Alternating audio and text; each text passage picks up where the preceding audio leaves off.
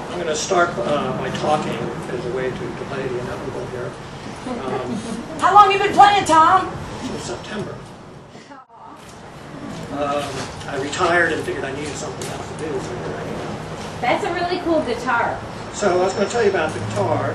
It's a Yamaha SLG 200N. Oh, so it is. The SLG stands for silent guitar, so you can play without disturbing the neighbors and whatnot. It's a classical guitar, despite all the electronics here, and it's because it's classical from the point of view that the width of the fretboard is wider than on the electric guitar or an acoustic steel string guitar, and of course it has nylon strings. I'm going to play, and of course it has a preamp built into here instead of the body, and it has, and of course that goes into my cute little amplifier here sitting at my feet, which is hopefully loud enough for you. It's loud enough for me, for God's sakes. It could be louder. I think it should be louder. Yeah. Not something that gets too loud. Now, yeah. I have no idea what the tuning is now in this kind of way. Close enough. So I'm going to play two pieces. I'm going to talk a little bit about both of them in turn, and there's a relationship between the two pieces. As it turns out, there's a relationship to the very first piece that was played at the beginning of this recital. True. Right. We seem to have a bird theme going Yeah. on here. So this first thing is, this is why I have paper, I have to look up this guy's name. It was written by Ferdinando Maria Mainarado Francesco Pasquale Rosario Corrali, otherwise known as just Corrali. And he was a guitar player from the so-called Romance period, which was the late 1700s all the way into the early 1900s. And the Romance period is characterized by an interest in nature and mysticism, and you'll hear things like fantasias and nocturnes and things like that that go along with that. And really what it was a reaction to the Industrial Revolution, which was happening at the same time. And as part of the Industrial Revolution, though, there was actually a benefit to music. So these guys are writing these much more complicated pieces, and they're writing for bigger orchestras, and what that forced instrument makers to do is to come up with better ways to make instruments and to actually standardize the instruments so that they're all the same. And so the Industrial Revolution is there to help you with not only standardizing and improving the manufacturing, but bringing down the cost. And bringing down the cost brought in the middle class, us guys. So before, music was really dominated by the aristocracy. So now, with the Industrial Revolution and these improved, cheaper instruments and cheaper printing, and that allowed sheet music to be distributed everywhere, presto, you've got a revolution in music.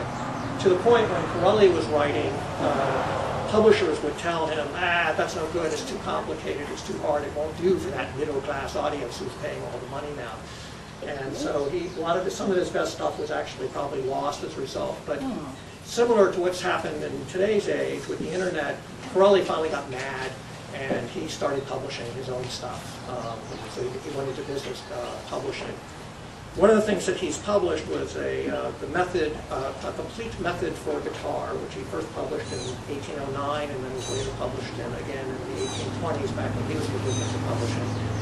And so he wrote over about 400 major pieces, and he also wrote a lot of exercises and things that fit in places like this exercise, this complete method. And this complete method, I should note, is still available on the internet. So this guy's got some legs. And so the first piece I'm going to play is one of those exercises. It's called Andantino in G major. That's a good clue that you're playing something that wasn't too important to him because he just gave it he was calling it by the tempo marking and the key that it's played in. And what I want to do is, by way of cheating and getting a little bit of extra practice in, because that first guy, he got a lot of extra practice in, so I got to get a little practice in here. But there's a similarity to how this piece starts and how the second piece starts. And so I want to show you that influence, and then I'm going to talk about another influence in the second piece. But it starts with a G chord, alternating with a G, goes to an A minor 7, and then goes to an inverted G, right? And then you're going to hear those same three chords later on. You may not hear them until then at things go.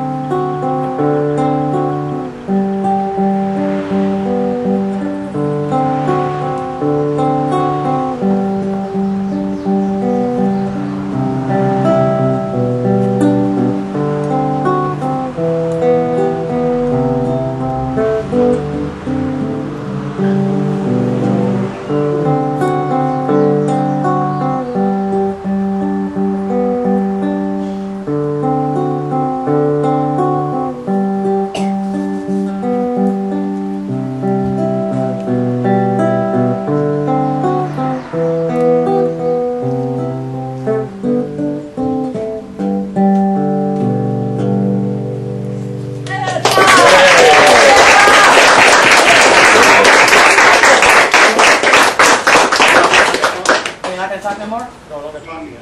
Oh. All right. So the second thing I'm going to play is Blackbird, the other Blackbird, probably I would argue the more famous Blackbird, and more to the at least for us old folks, written by Paul McCartney's Blackbird. And the thing about Paul McCartney's Blackbird is, number one, the 50th anniversary of the first recording is tomorrow. I didn't plan that, but there you go. The second thing about is that it's not about birds. I don't know what that other thing was. If that was really about birds, I bet you not. But anyways, in November, so this was recorded in June of '68. In November '68, Paul McCartney was caught on tape in a recording session, noting that this Blackbird is in fact a civil rights song. And it's a reference to black birds. Birds in England is girls. Black girls were the first girls to go to integrated schools some years earlier than when he wrote the song. But he was so impressed by that. Also keep in mind, Robert F. Kennedy had just been assassinated. Martin Luther King had just been assassinated in the midst of all this. The other influences, there's two influences in this thing. There's the very beginning, we'll go back to the Andantino that I'll explain in a moment. But the other influence was that the Beatles went to India in February of 1968. And India has nothing to do with this, but the guy who went with them, Donovan Leitch, does. Donovan is the guy who wrote Mellow Yellow. I think at least a few of you have heard of that. And then after he came back from India, he wrote The Hurdy-Gurdy Man, which maybe more of you have heard of. But Donovan sat down with Lennon and said, dude, it's time for you to learn to play guitar properly. All this plastic thing you do in your pick things out you're using, forget that. There's this thing called the fingers you need to be using. And Donovan has described this in two different ways. One was in terms of Travis picking.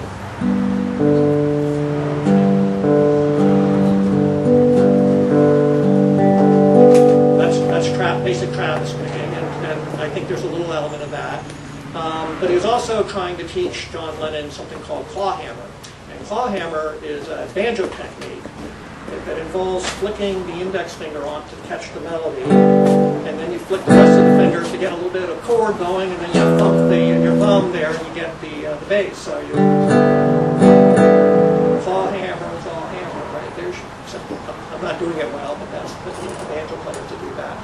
So Paul McCartney is sitting here listening to all this, and I don't think he likes Donovan really. So he wouldn't sit down with them, but he hung around and walked around as the Donovan lessons were playing. By the way, there are videos of Donovan and Lennon at the time, which they were obviously influenced by something, they were both kind of obnoxious, frankly. But in any event, McCartney just walks off and said, okay, I hear what you're trying to do, and I have my own thing that I'm going to do. And so the most famous part of Blackbird, so you'll see the flickering of the index finger throughout this piece, and that's the claw hammer. Now, I mentioned the Andantinos, remember that? It's getting better all the time. So the Blackbird starts,